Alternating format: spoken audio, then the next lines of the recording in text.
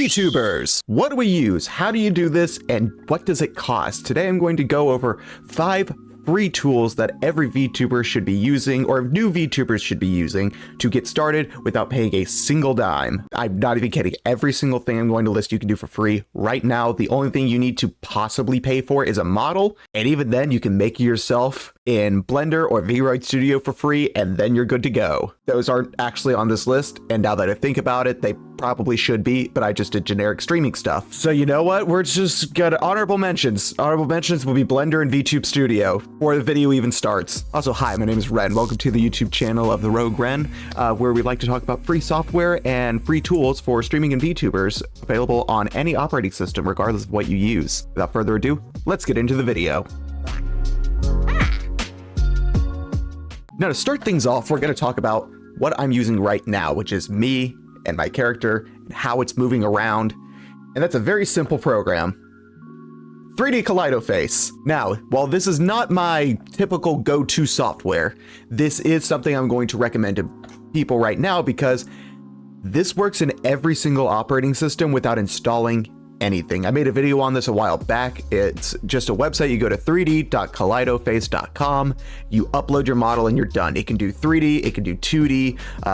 There used to be a separate website for the 2D, but it seems like they merged them together. If I go into my settings right here and I show my controls, I choose characters, there is a 2D button. Oh, and I'll disappear because it's going to swap to the 2D version website. We're going to change back real quick. Okay. Hello, there we are. That's better. But this is what I'm using right now. It's not perfect. As you can see, as I talk and move my head, it kind of bounces. It's very dependent on your webcam, on your internet connection, all that sort of stuff. But this is a great free option to where it doesn't matter what you have.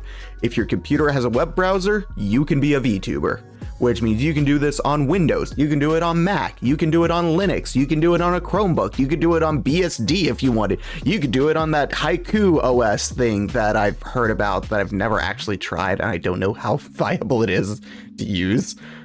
You could do it on React OS. React OS is a web browser now, right?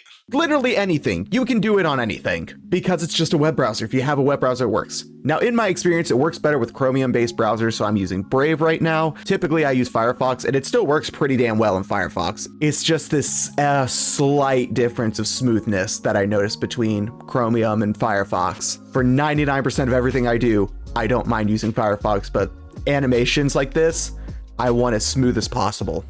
Now, the next thing we're going to talk about is going to be something a little bit more in-depth, quote unquote, I guess you could say, and that is going to be the software you actually use on your computer. The rest of these are not going to be in a web browser, but these are definitely all the other things. These 4 things are something that I think every single streamer and VTuber should have and should be using. And if you're just starting out, every single one of these is free, so you can just download them and use them and make something that looks pretty damn good. Everything I use on a day-to-day basis is free software. And I think they look okay. Definitely not biased because I made all my overlays and stuff myself. Moving on, let's show you the software. First things first is going to be your streaming and recording program, which is OBS Studio. This program's amazing. It's what I've been using for years. It's available, as you can see, on the main web page. It's on Windows, it's on Mac, it's on Linux. You can just download it and you're good to go. If you're on Windows, just click the Windows button, download and install, you're good. If you're on Mac, click the Mac button, download and install. If you're on Linux and you know different packaging formats, get the FlatHub version, and then you're done. Which, if you're on Linux like I am, what you would do for that is that you would just open a terminal, and if you have Flatpak installed and enabled, which a lot of them come with it now, so I'm using Pop! OS, which comes with it, it's just Flatpak install OBS. And if that doesn't work, then it's Flatpak install OBS-Studio. It's one of the two. If you don't have Flatpak set up by default or anything, then just click on the Linux button and it'll take you to full-on instructions for how to install it on your different distros. But with that out of the way, OBS is definitely the one I recommend. It's what 99% of everyone on Twitch and YouTube is using. I'm not even kidding. If they are showing a screen or they have like overlays and stuff that are recorded live, they're using OBS, either OBS or Streamlabs OBS, which is just, Streamlabs is just a fork of OBS that they slightly modified. OBS is the source, it gets updates a little faster, and you can add in plugins. So it's honestly even better than regular Streamlabs. Regular Streamlabs Streamlabs. Streamlabs is not the regular one. This is the regular one. Use OBS. Okay. I'm very bad at explaining things, but we're going to move on. Next up is going to be video editing software. Now, what I personally use is Kalidoface. That's what I edit pretty much every video in. It's my favorite editor, but that's personal preference. For the ease and to appeal to the most people ever, what I actually would recommend is DaVinci Resolve 17. This is an amazing industry grade program. It's made by Blackmagic Design, which are the people who make like the really high end like Hollywood studio cameras. They have their own video editor and it's free. It's freemium. There is a paid version for $200 that get you more features, but the base free version can do a whole lot. Like it's honestly a pretty good alternative to like Adobe Premiere. And did I mention it's free? It's free. You have all these complicated tasks like Fairlight and Fusion to do visual effects. It's got a whole section just for color correcting. I know people who edit and swear by Premiere who will do all their color correction in DaVinci Resolve because it's just that good at it. Now for VTubers, we probably don't need all that much. We can probably live in just this edit tab, which has a little bit of every little section in one. But for people who like to go really in depth and do crazy stuff, having all these dedicated sections for each type of effect you do is absolutely incredible. And the best part is that it works on everything. It's on Windows, it's on Linux, it's on Mac. I don't know why it's on Linux, but I'll take it. DaVinci Resolve is actually what I use if I do any post-production chroma keying because it just does it so well. Now to download it, you're gonna have to go, I'm just scrolling through the page. You're gonna have to find the download button. Where's the download button? Okay, DaVinci Resolve and Fusion products. Cool, okay, DaVinci Resolve free. There we go. That's a weird place to put it. And we're back where we started. Oh, it's right here at the top. Download DaVinci Resolve free. There we go. Studio is the paid version. So we're gonna want DaVinci Resolve 17. You can download for Mac, download for Windows, download for Linux. For Linux, you get a script that you just run to install it. It's not terribly hard to install. Windows, you get an exe file, and Mac, I believe it's a DMG, which is like just the Mac equivalent of a Microsoft installer file. So it's really easy to install. If you've been installing software on your computer, on whatever OS you're on, you'll be able to figure it out. You won't have an issue. Now moving on to things for like overlays, making graphics and all that sort of stuff. Typically these are done in like Adobe Photoshop, which is like $50 a month for a minimum 2-year contract.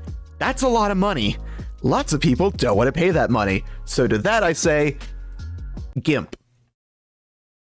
Yes, I know the name's weird. Just look past that. It stands for GNU Image Manipulation Program. It's a free and open source image editor, as you can see. This site looks like shit because I've got my dark mode on. I need to turn that off. There we go. That's better. Now you can actually read it. Free and open source image editor. It's got all sorts of stuff. Right now, the current version is 2.10.30. There is a 3.0 rewrite coming very, very soon. As you can see, development version 2.99 has released. There's not a stable release of it yet. It's coming very soon. I'm very excited for it. But the current version will serve you just fine. It just isn't gonna look super pretty compared to Photoshop.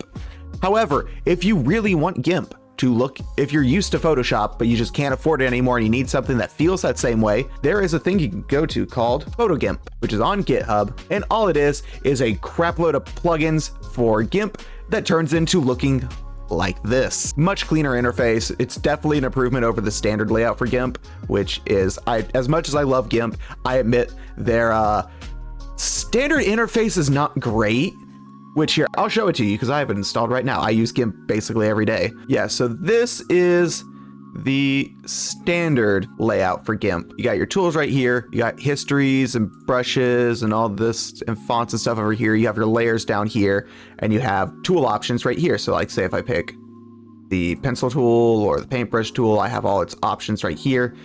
This is fine. It works. It's not ideal. Honestly, what I really like to do is that I honestly just like to kind of want to just get rid of that. You can also resize things. You can make them shorter or taller or whatever. Like a lot of this stuff, you can do whatever you want. You can also undock panels and move them wherever you want and move them around and reorganize them however you see fit. And it's really nice to be able to do that, but I admit it's not the prettiest overlay or layout, which is why if you really care, you can get PhotoGIMP. I'll have all of these linked in the description below, along with PhotoGIMP to make it a lot more Adobe Photoshop-like. It also changed a lot of your default shortcuts to be those in Photoshop, or I think pretty much all of them. Let's see. Shortcuts similar to the ones of Photoshop for Windows following Adobe's documentation. Okay, cool. Yeah, you've just got a bunch of them. If you're on Linux, there's an easy Flatpak installation. If you're on other things, you just download and install onto it. If you're on Mac, you just download files, put them into this folder. If you're on Windows, you download the files, you put them into this folder.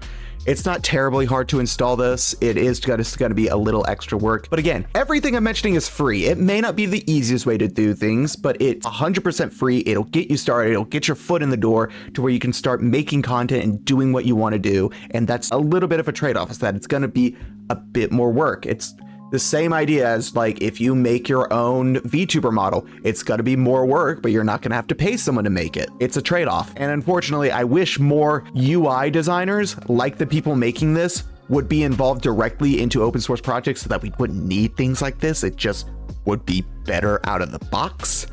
But what can you do? I can't control that. You can't control that. We're making the best with what we have. And GIMP is honestly the best free alternative that we've got to Photoshop right now. If something better comes down the line, or if the rumors about supposedly Photoshop being able to run in a web browser end up being true, which I think it's true that it could run, I just don't know if they're ever going to actually release it to the public.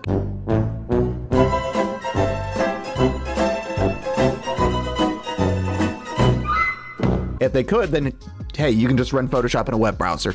That's cool, I guess. I won't do it because I don't want to use Adobe stuff, but if you want to do it, by all means, go nuts. I'm not going to stop you. In fact, I probably can't stop you because I don't know who you are or where you live. It sounds like a threat. I'm sorry.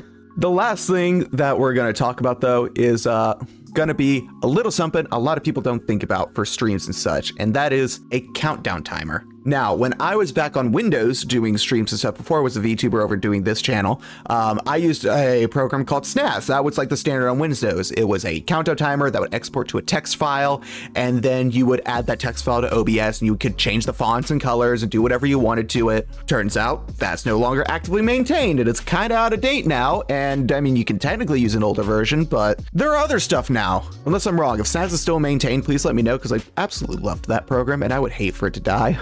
But here's another one. This is called my stream timer. I think that's pretty self-explanatory what it is. If you download it on Windows, you can get it in the Microsoft Store. If you want to download it on Mac, you can get it on their App Store. And it's a text file. You copy and you paste it. It works the same way. It's just got this nice little UI. You can see here, this looks really cool. I wish it was on Linux so that I could use this. This would be amazing, but it's not. There you go. And you can do all sorts of cool stuff with it. This is actually, I honestly, no lie. It's even got a command line version. No lie. I wish that this would work on Linux. God, I wish this would work on Linux. This would be so fucking cool.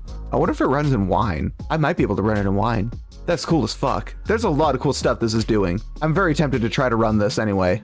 But this is definitely something that I would suggest for anyone on Windows or Mac. Now, if you're like me and for some psychotic reason you're using Linux, like I am. I don't know why I'm doing this, but I am. There is Countdown, which is a terminal-based countdown timer. Pretty much all the countdown timers on Linux are terminal-based, which sucks. It's not the easiest thing to do because terminals are scary to a lot of people. I would much rather suggest someone a GUI terminal. There was a workaround I was doing where I was using GNOME clocks. If I open that real quick, I'll show you what I mean by that. That's the wrong application. I don't have it installed. There we go. Now I have it installed. Clocks. This is what I was using before. So the way it works is that I'd have a timer. I'd set it for like 5 minutes, start the timer. I would literally window capture this window right here. I would put it into OBS. I would crop it to be just the timer. And then I would chroma key out the black and then use the color adjustment filters to make the blue into white and set it on just like a black background. And that's how I got my countdown timer with a GUI. That kind of sucks because you're limited to this font. You can't change anything. It's not bad. It's not a bad solution, honestly. This works really well. If you can't use command line and you're on Linux, this is a pretty good way to get around that and get something usable. I'm in KDE, and as you can see, this works perfectly fine. I have a backup theme that kind of matches my KDE theme somewhat. If you're on GNOME, it'll just be GNOME. It's GNOME clocks. It probably comes pre-installed. But for the countdown timer, I have it in a special location. So I will do CD, and I'll do my shortcut home directory /programs/countdown. countdown. There I am. And if I list out the files in there, you can see there is a file called countdown. That is the actual program. So to run it, once you're in this file, you just run /countdown and then hours, minutes, seconds. And it's going to output to this countdown.txt file. So you're going to add this text file to OBS as a text source, and it will be updating every second with the countdown time. And then you can take that just like you would on the Windows program. From that point, it's the same. You change the font, you change the style, change the size, change the color, move it around in OBS wherever you want it, and you're good to go. It's just the process of turning on the countdown is through a terminal on Linux, which I kind of hate. And I hate for anyone using Linux like I am, I hate that this is really our best option is using a terminal. Maybe you could build a front end for it that would just do these commands in the background if you click buttons, but I think that would need like a universal install path.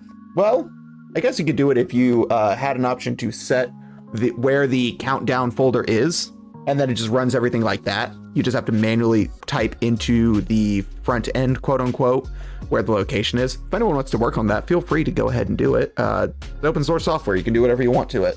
But that's how you're going to get a countdown on Linux. It's not as easy as Windows and Mac, unfortunately.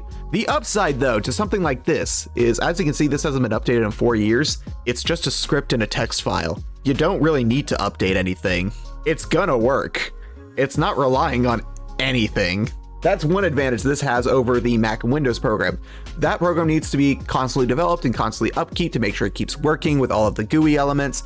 This, since it's just a script, it works. It doesn't change, which is really nice. But Linux rants aside, that is pretty much it that I got for this video. Those are 5 programs that every new VTuber should be able to use completely for free to get up and running and get a nice looking stream and be able to make everything you need to make. Again, honorable mentions are going to be Blender and VTube Studio for making your own model. VTube Studio is the very beginner friendly one. Blender is a very advanced and very powerful 3D animation and 3D modeling software that if you know how to use it, you can make anything you want. If you don't know how to use it, just use VTube Studio. It's going to save you a lot of time and headache. Just trust me on this.